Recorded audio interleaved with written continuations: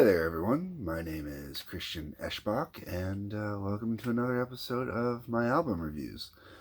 Today, we're going to be taking a look at Marilyn Manson's Pale Emperor. I've got a back and forth relationship with Marilyn Manson. When he first came out, wasn't a huge fan. Eventually, I warmed up a little bit. To this day, there are a couple albums I do not own because I really just don't like them. I really did not like Antichrist Superstar, so I never picked up the album. And there was one or two after Golden Age of Grotesque. I wasn't even a fan really of Golden Age of Grotesque. I kind of fell out with Manson.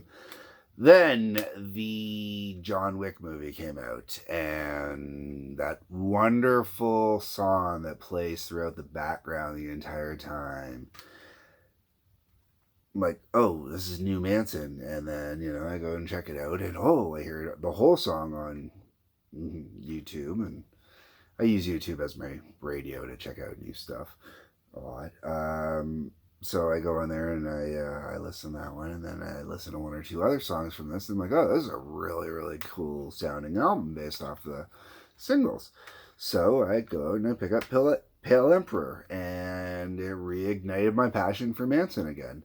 I ended up picking up the album before this, and I believe I've picked up the album, and I do have the album that's come out after this as well. So it reignited my passion for Manson, which was great.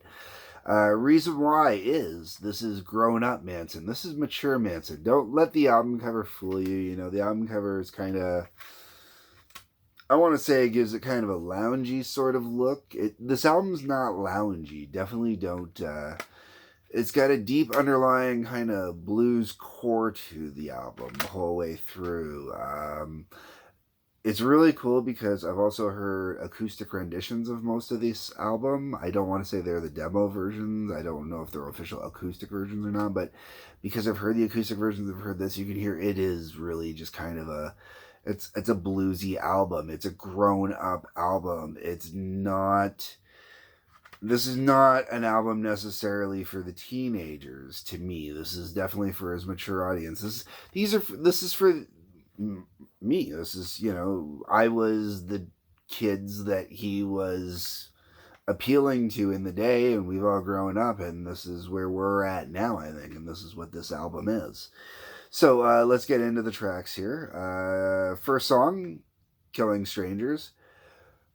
This is the song that brought me back to Manson. I absolutely loved it in the John Wick movie. I absolutely love it here. I think it's a fantastic song. It's the perfect way to lead off this album. Lyrically, it's a cliche kind of Manson song lyrically. It's nothing major or outstanding or, you haven't heard before.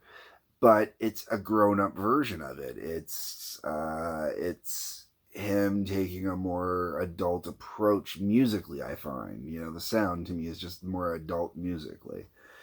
Going from there, we got Deep Six. Deep Six to me is a little more of a throwback to more classic Manson, a little more industrial, a little more hard edge, a little more screechy, a little more yelly. But it's nice to have on this album, to have that little bit that's doing that throwback, so you still got some classic mixed in with the newer kind of vibe in there.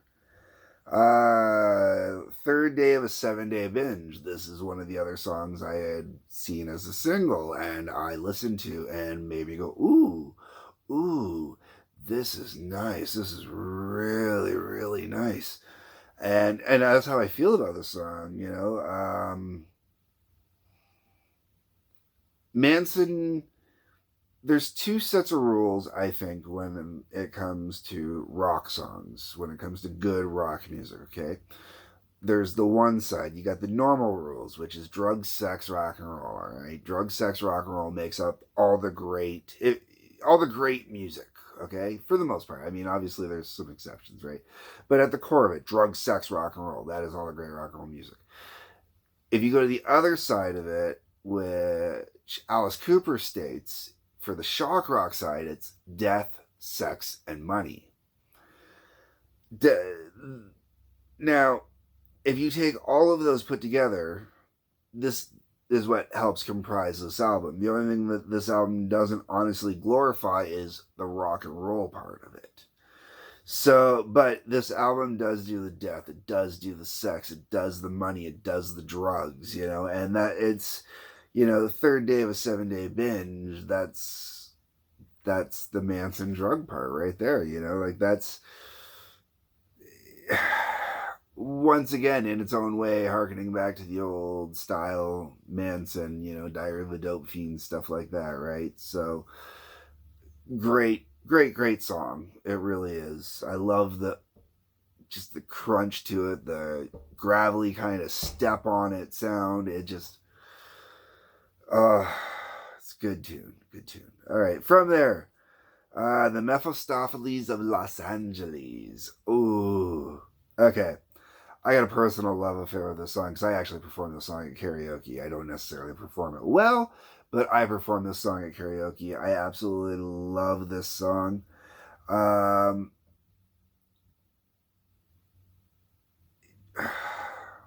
It is. It's the as much as I don't like the Antichrist album, I like Manson's the way he's run with the Antichrist vibe over the years. He's modified and kind of done different phases and progressed, but at the core, the Antichrist is still there, right? And really, the Mephistopheles of Los Angeles is that throwback to that, but it is so much. I mean, when it's not that teenage angst, like when Antichrist Superstar was out. This way it's more sophisticated. It's, I'm the Mephistopheles of Los Angeles. It's got that sexiness. It's Lucifer Morningstar. If you watch Lucifer, which if you're watching this review, there's a possibility you watch Lucifer. So that's what the Mephistopheles of Los Angeles is it's kind of Lucifer Morningstar. It's got that sophisticated, sexy, but I'm still the devil. From there we go to Worship My Wreck. This song is just Manson on this song really captures the idea of being a wreck, but it's a wreck of a person, right? Obviously, and being that wreck and begging for the attention while you're being that wreck, you know what I mean? Like, but it's the going out of your way to be that wreck and begging for attention for it, It's just I don't know, but he does the song with such a way where you just get locked into it because he draws you in. He plays the character so well. He personifies it so well. He gets so in tune to it. Just and when he's sitting there and he does overuse the phrase "worship my wreck," and the way he does it so many different ways along that spectrum of pain and suffering and guilt and I just you could just feel the angst dripping throughout this song, but it's the angst of, I hate to say it, almost like a midlife crisis. It's the look at me, look at me, look at me, look at me, as everything is going off the rails every which way. It's a beautiful disaster. Next one. Okay, this next song, lyrically, okay, I'm not a big fan. Like, lyrics, they're great in the songs, okay? It's nice to have something to sing along with. For me, when it comes to listening to the songs and getting into it, it's very few songs where the lyrics actually grab me. Like, I see a deep meaning that I totally connect to in a song. And it doesn't matter who it is. I mean, and it's not easy to understand. When you grow up listening to, especially a lot of prog, which I did. I listened to a lot of prog or prog related stuff.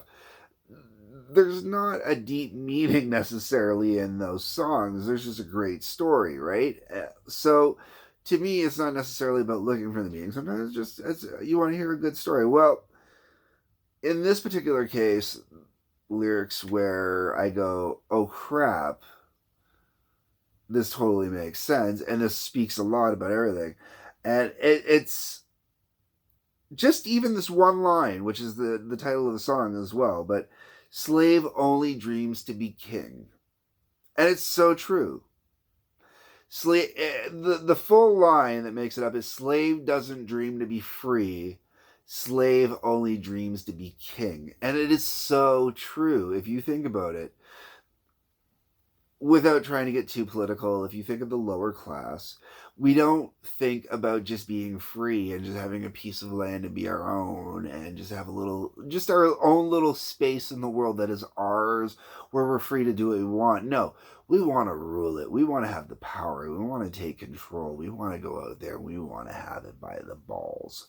Pardon the expression, but you get where I'm saying. So, lyrically, the song really does speak to me, and it really is an honest depiction of society the whole way around. And I don't want to say anything else because that gets into political bullshit, and I don't want to get into that because it belongs to every individual group. It really does. It doesn't matter who it is. All right, so from there, we go on to The Devil Beneath My Feet. Good tune again. It is a solid, great tune. It's not a single, but it is a great album cut. It really is. Which is the same thing about the next one too. Birds of Hell Waiting. Birds of Hell Waiting is great blues. Like this album just gets such blues soak influence, it feels like to me. Such jazz kind of influence. Like that blues jazz kind of vibe you used to get in the late 70s or late 60s, early 70s, but not the part that went metal or went hard rock heavy. Stayed kind of blues jazz. Black Sabbath Rat Salad, best way I can kind of think of how to put it. That's kind of where I want to go with this album, sort of. Which goes against what I was just saying a second ago. I know, contradictions, what can I say? So we're going to move on. From there, we go into Cupid Carries a Gun. I like this song. Oh my god, this song is so much fun to sing and dance around with in the house and listen to. Because just the line, just to sit there and say, Cupid, Cupid carries a gun. Now, oh now, Cupid carries a gun. Oh, it's a great tune. It really is a fun song. And once again, it's, Manson playing off that stuff that is Manson. The lyrical content that we know and love is Manson, right? New lyrics. It's not a tired trope. It's matured trope. This is Hollywood matured. Time to mature after the Hollywood album. That's the best way I can say with this album. And then the album finishes off with Odds of Even. Oh, beautiful way to finish an album. You have to have a great closing song on an album. To make an album beautiful, it has to start off strong and it has to end strong. And in between, you have to have multitudes of layers of beautiful